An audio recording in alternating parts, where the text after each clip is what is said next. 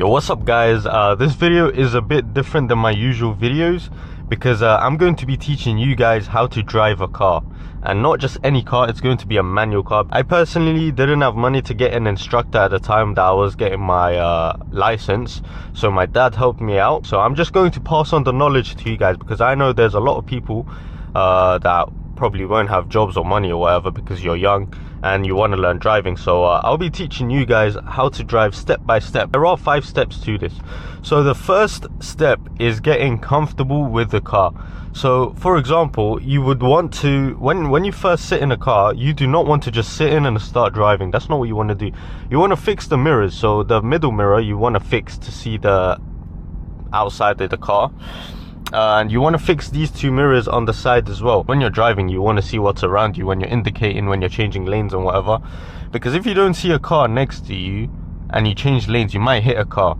So that's very important to get that sorted out. The next step is getting your seat sorted out as well. Arguably the seat should be done before the mirrors, because changing where your seat is will change how you're going to see out the mirror. So unfortunately my seat buttons don't work, so I'm stuck the way I am stuck, but that's besides the point for me. I'm used to driving like this now, which is fine. So you want to get very comfortable in the car. You don't want to be driving uncomfortably, because being comfortable in a car is going to boost your confidence whilst driving, and you want to be confident while driving. You do not want to be scared whilst driving. That's a very big no-no. After you fix your seat and your mirrors, the next step is getting used to everything around you, getting used to the environment. What you want to get used to is the pedals. Every car, they have the pedals spaced out differently. You want to get used to the clutch pedal with your left leg and the brake and acceleration pedal with your right foot. So this is step 2, getting used to the environment. You want to get used to using your left leg just for the clutch. Just keep pressing it up and down, it's fine. Like nothing bad will happen.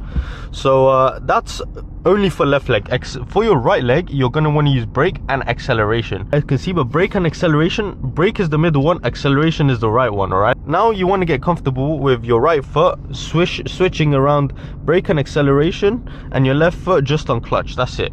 It's going to get some getting used to, but you won't get used to it unless you don't try it. You know, it's something everyone is going to eventually learn. So finishing off step 2 is, once you're used to your surroundings, you're going to want to learn the dash. So the middle one for me, it goes up in single digits. This is my rev meter, so whenever I accelerate, that goes up.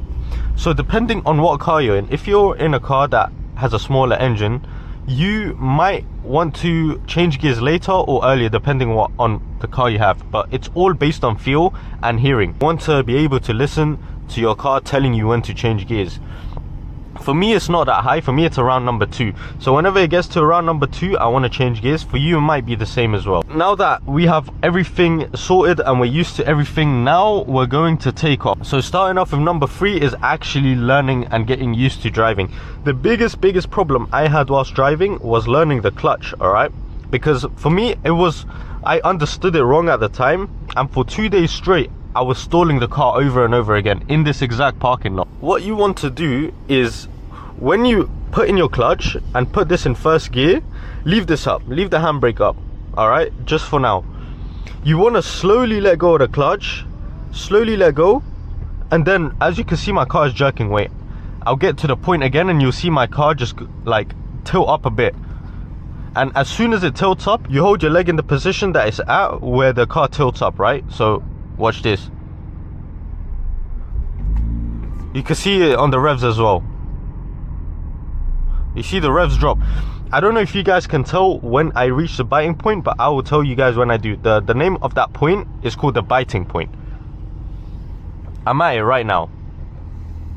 And my car's at a biting point, but it's not going anywhere because my clutch is up, all right? So after you reach the biting point, you're going to want to apply light acceleration pressure. Not a lot, very light, okay? Whilst you're applying that pressure, you keep this leg, you keep your clutch leg on the clutch for a little bit, not too long. You keep it in the same exact position until your car starts moving off.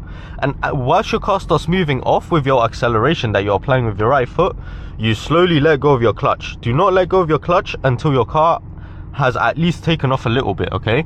Because that's something I was getting wrong, and because I was getting wrong, my car was stalling. If you do that, for example, if you let go of your clutch before you let go of your acceleration, the car will turn off. Wait, I'll demonstrate that right now. It's gonna jump, so watch this.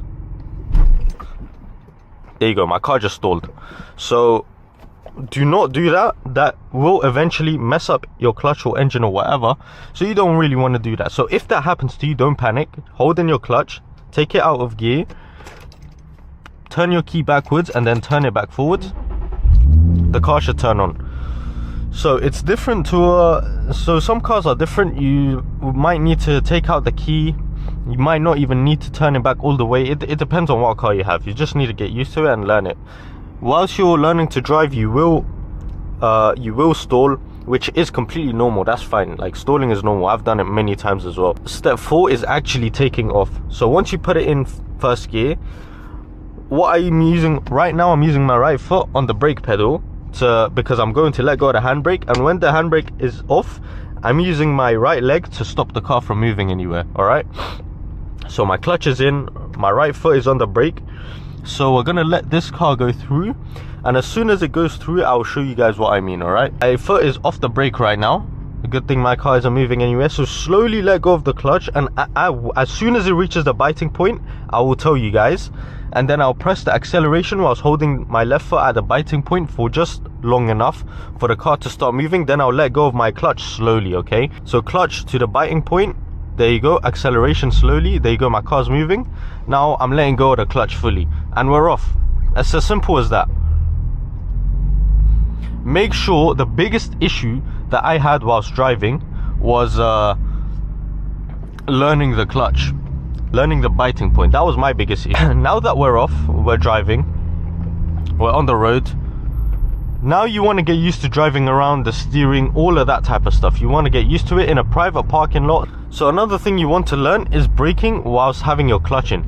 So right now, if I just brake, my car will stall. So to avoid that, you have to put in the clutch. Right here, I'm changing to first gear and doing the steps I told you before to accelerate the car. And just like that, we're off again. My car is in number 2 on the revs. It's at number 2 and the revs are very high. So I'm going to change it to a higher gear.